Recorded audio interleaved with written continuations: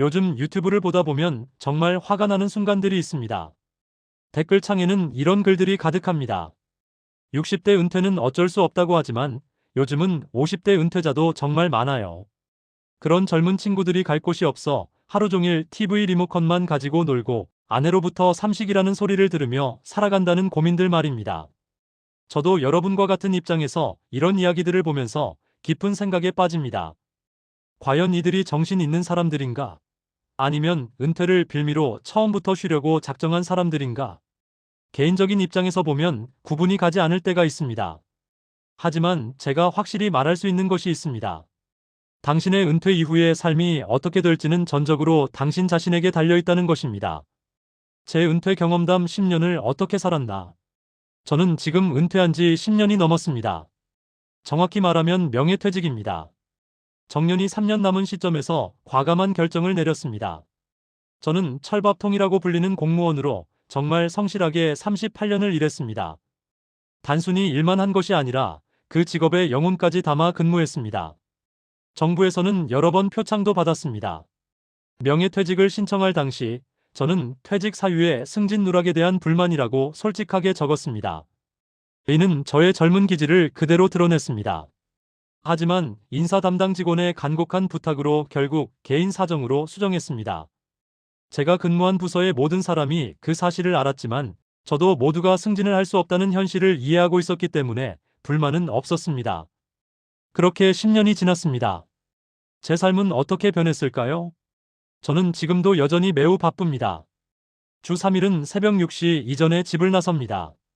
명예퇴직 후 자유업을 시작했기 때문에 퇴근 시간은 비교적 이르지만 거의 오후 4시가 되면 집에 돌아옵니다.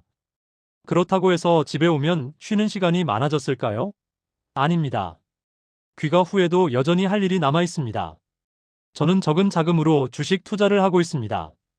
컴퓨터를 이용한 자동 매매로 진행하고 있디제이 매일 봐도 되지 않지만 돈이 들어가 있다 보니 시장 눈치를 살피지 않을 수 없습니다. 주식 투자에서 가장 중요한 것은 수익이 아니라 손절을 잘하는 것이라는 역설적 이론을 따르고 있습니다. 일주일에 한두 번은 주식 블로그에 글을 남깁니다. 한때는 제 글을 읽는 구독자가 500명을 넘을 때도 있었습니다. 저녁에는 주식 강의를 열심히 듣기도 합니다. 건강을 챙기기 위한 운동은 어떻게 하냐고요? 말 하나로 답할 수 있습니다. 열심히 일한 당신에게 별도로 운동할 필요는 없다는 것입니다. 퇴직 후 선택한 직업 자체가 강도 있는 노동성 직업이라 오히려 쉬는 것이 건강을 챙기는 방법입니다. 그러나 저는 여전히 하루에 6,000보 이상의 걷기 운동에 도전합니다. 부모님께 항상 감사합니다. 건강한 몸을 물려주셔서 말입니다. 지금까지의 삶을 정리하면 저의 공무원 연금은 든든한 월급으로 계속 나오고 있습니다. 이 부분이 다른 분과 비교될 수도 있습니다. 하지만 여전히 현역처럼 일을 하고 있어서 현재의 수입에 만족할 줄 아는 슬기로운 은퇴 자세도 되어 있습니다. 요즘 삶이 또다시 변하고 있습니다. 그동안 많은 시간을 빼앗아갔던 주식 공부에서 점차 거리를 두기 시작했습니다. 이유는 간단합니다. 수익도 적당히 나오고 있고 HTS 기능이 점차 AI와 결합되면서 자동 매매가 거의 완벽하게 가능해졌기 때문입니다. 그래서 유튜브를 보기 시작했습니다. 그리고 직접 해보고 싶어졌습니다. 새로운 것을 배우고 누군가와 공유하고 그것으로 조금이나마 도움이 되는 일을 하고 싶었습니다. 하지만 종종 화가 나는 장면들을 마주치곤 합니다. 유튜브가 진정한 가치 있는 매체인지 의심할 정도입니다. 50대, 60대 은퇴자들이 갈 곳이 없어 빌빌거리는 영상들. 말도 안 되는 드라마 장면들. 대한민국의 육군 장성이 식당에서 밥을 먹다가 부하들에게 뺨을 맞는 광경. 시어머니가 며느리를 쫓겨나게 하는 것이 당연한 드라마 장면들. 속보로 올라온 뉴스가 사실은 구독자의 눈을 끌기 위한 가짜뉴스라 것들이. 이런 콘텐츠들을 보다 보면 정말 가슴이 아파집니다. 특히 조기 퇴직자들의 문제를 다루는 영상들을 볼 때 그렇습니다. 그 속에서 저는 한 가지 공통점을 발견했습니다. 그들의 고민과 어려운 공통점은 다 비슷했습니다. 몇 가지 사례를 들여보겠습니다. 김 씨는 30년을 회사원으로 살다가 55세에 권고사직을 받았습니다. 받은 퇴직금은 꽤 괜찮았습니다. 하지만 그는 여전히 과거의 신분에 살고 있었습니다. 자신은 여전히 과장급 정도의 일을 할 수 있다고 생각했습니다. 그는 몇 곳의 회사에 입사원서를 제출했습니다. 모두 불합격이었습니다. 그의 나이, 경력, 높은 임금 기대치 때문이었습니다. 하지만 김 씨는 자신의 능력이 떨어졌다고 생각하지 않았습니다. 단지 운이 안 좋다고 모집하는 인원이 너무 적어서라고 생각했습니다. 3년이 지났습니다. 퇴직금은 절반을 써버렸습니다. 한 번도 재취업에 성공하지 못했습니다. 아내도 마찬가지였습니다. 부부가 함께 일을 찾으려 했지만 사회는 그들을 밀려난 은퇴자로만 봤습니다. 그는 이제 습관적으로 매일 TV 리모컨을 들었고 아내는 남편을 위해 삼시기를 준비했습니다. 누구도 행복하지 않았습니다. 다른 선택을 한 사람의 이야기. 반면 이 씨는 같은 상황에서 다른 결정을 내렸습니다. 55세에 명예퇴직을 받았을 때 그는 현실을 직시했습니다. 내가 과거의 과장이었다고 해서 지금도 그 대우를 받을 수 있을까? 그는 스스로에게 물었습니다. 답은 아니었습니다. 그는 처음에는 자신의 경력에 맞는 일을 찾으려 했습니다. 역시 떨어졌습니다. 하지만 그는 거기서 멈추지 않았습니다. 그는 자신의 가치를 낮추었습니다. 급여도 낮춰서 제시했습니다. 자존심은 상했지만 그는 현실을 받아들였습니다. 그 결과 그는 작은 회사의 경영 지원 담당으로 일하기 시작했습니다. 월급은 현직의 60% 수준이었습니다. 하지만 그는 일을 했습니다. 5년이 지났습니다. 그는 이제 그 회사에 신뢰할 수 있는 직원이 되었습니다. 급여도 조금씩 올랐습니다. 아내도 파트타임으로 카페에서 일을 시작했습니다. 집에 있는 시간이 적어졌지만 부부는 더 행복해 보였습니다. 가장 중요한 것은 그들이 매일 아침 일어날 이유가 생겼다는 것입니다. 작은 선택이 인생을 바꾼 사례. 박 씨는 은행에서 20년을 근무했습니다. 조기 정년으로 55세에 퇴직했습니다. 그는 처음에는 쉬고 싶었습니다. 그러나 2년이 지나자 무언가가 빠진 듯한 느낌이 들기 시작했습니다. 아내는 뭔가 해보지 그래? 라고 말했습니다. 박 씨는 처음에는 거절했습니다. 하지만 그는 결국 동네 카페에서 아르바이트를 시작했습니다. 월급은 얼마 안 됐습니다. 하지만 거기서 그는 동료들을 만났고 새로운 관계를 맺기 시작했습니다. 카페 일을 하면서 그는 자신의 특기를 발견했습니다. 고객관계 관리였습니다. 그는 곧 카페 매니저로 승진했습니다. 3년 후 그는 다른 카페의 점장 제의를 받았습니다. 지금 박 씨는 2개 카페의 경영을 담당하고 있습니다. 월급은 현직 대비 70% 정도입니다. 하지만 그가 얘기하는 것은 돈이 아닙니다. 처음에는 자존심이 상했어요. 하지만 지금은 후회가 없습니다. 적어도 나는 매일 일어날 이유가 있으니까요. 사회가 변하고 있는 것은 피할 수 없습니다. 우리도 그 변화에 맞춰 스스로를 변화시킬 수밖에 없습니다. 하지만 이 변화는 단순히 있다고 해서 해결되지 않습니다. 각자의 사연이 있을 것입니다. 누군가는 건강이 좋지 않을 수 있습니다. 누군가는 경제적 어려움이 있을 수 있습니다. 하지만 제가 분명히 보는 것은 이것입니다. 문제는 상황 자체가 아니라 용기 부족입니다. 많은 은퇴자들이 과거의 신분에 살고 싶어 합니다. 자신이 과장이었으니 과장급 일을 하고 싶어 합니다. 자신이 팀장이었으니 팀장급 일이어야 한다고 생각합니다. 하지만 현실은 냉혹합니다. 사회는 당신을 조직에서 밀려난 은퇴자로만 봅니다. 이것이 당신을 하루 종일 방 안에 묶어두고 아내로부터 삼식이라는 말을 듣게 하는 원천입니다. 다들 그런 마음 버린 지 오래되었다고 합니다. 하지만 많은 사람들이 아직도 못 버렸습니다. 당신이 해야 할 일 정말로 간단합니다. 첫 번째, 입사원서를 제출하라. 일단 입사원서를 제출해 보세요. 내가 관심 있는 회사, 괜찮아 보이는 회사, 무엇이든 상관없습니다. 일단 지원해 보세요. 한 번에 합격이 된다면 당신은 그보다 더 좋은 환경에 도전해 볼 수 있는 자격증을 얻은 것입니다. 당신의 가치를 입증한 것입니다. 하지만 불합격 통보를 받았다면? 두 번째, 당신의 눈높이를 낮춰라. 만약 불합격 통보를 받았다면 당신은 이제 앞서 지원한 직장보다 한 단계 낮은 직장도 고려해야 합니다.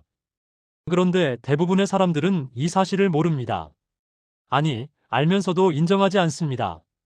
그들은 모집하는 인원이 너무 적어서, 시운이 나빠서, 면접관의 차별, 나의 실력은 아직 살아있다고 생각합니다. 이것은 자기 기만입니다. 냉정해야 합니다. 그것이 현실입니다. 당신이 매번 실패하는 것은 회사들이 당신을 필요로 하지 않기 때문입니다. 당신의 조건이 너무 높다는 것입니다. 세 번째, 자존심을 내려놓고 현실을 직시하라. 스스로의 자기 분석을 아무리 해봐도 결과는 같습니다. 당신은 매번 실패하는 기록적인 재취업 실패자로 남을 것입니다. 당신은 지금부터 다른 방식으로 접근해야 합니다.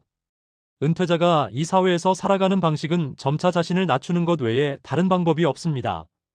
물론 여기서 재력적으로 능력이 있으신 분은 제외되겠습니다. 하지만 과연 현재 은퇴자 중 얼마나 그런 분이 계실까요? 솔직하게 물으시기 바랍니다. 당신의 자존심과 현실 사이의 거리를 좁혀야 합니다. 이것이 새로운 인생을 시작하는 첫 번째 단계입니다. 은퇴 후 수입에 대한 현실적 기준 정하기입니다. 많은 사람들이 은퇴 후에도 현직 수준의 소득을 기대합니다. 이것은 현실적이지 않습니다. 저는 여기서 명확한 기준을 제시하고 싶습니다.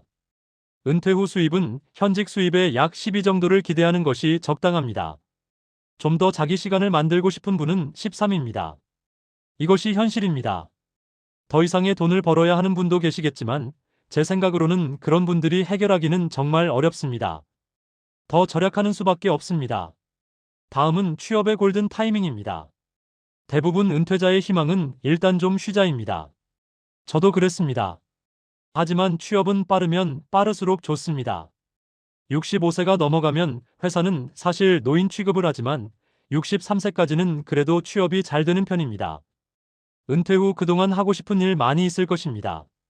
여행도 다니고 싶고 배우고 싶은 것도 있을 겁니다.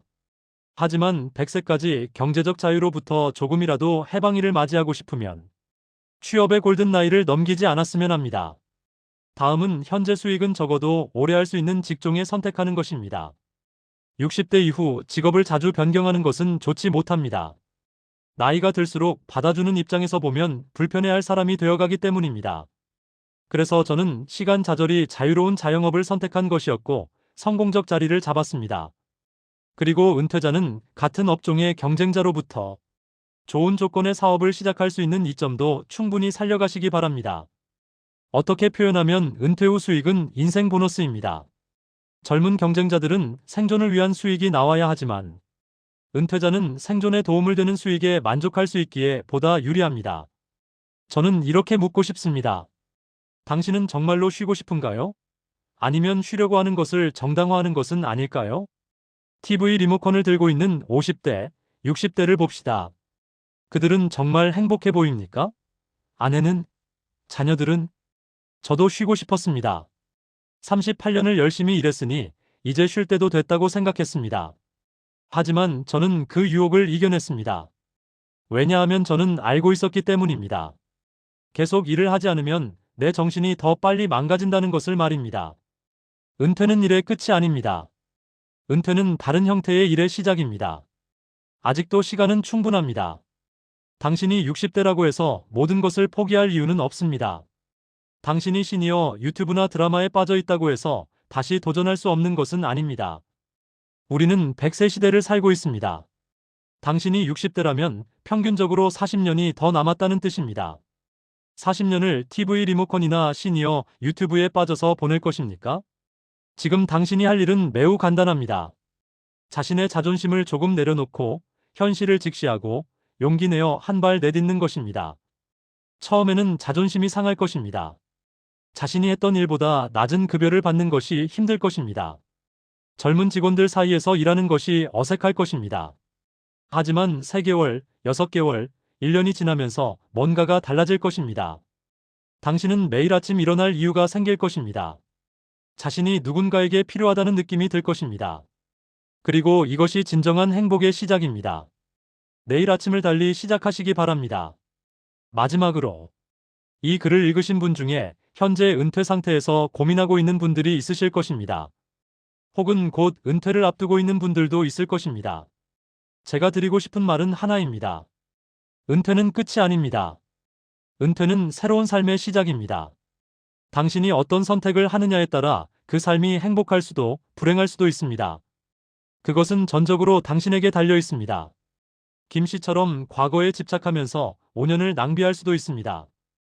이 씨처럼 현실을 받아들이고 다시 도전할 수도 있습니다. 박 씨처럼 작은 선택이 인생을 바꾸는 경험을 할 수도 있습니다. 당신은 어떤 선택을 하시겠습니까? 저는 당신의 선택이 지혜롭기를 바랍니다. 당신의 은퇴 이후의 삶이 행복하기를 바랍니다. 그리고 당신이 100세까지 건강하게, 의미 있게, 누군가에게 필요한 사람으로 살아가기를 진심으로 응원합니다. 당신의 은퇴 이후가 시작입니다.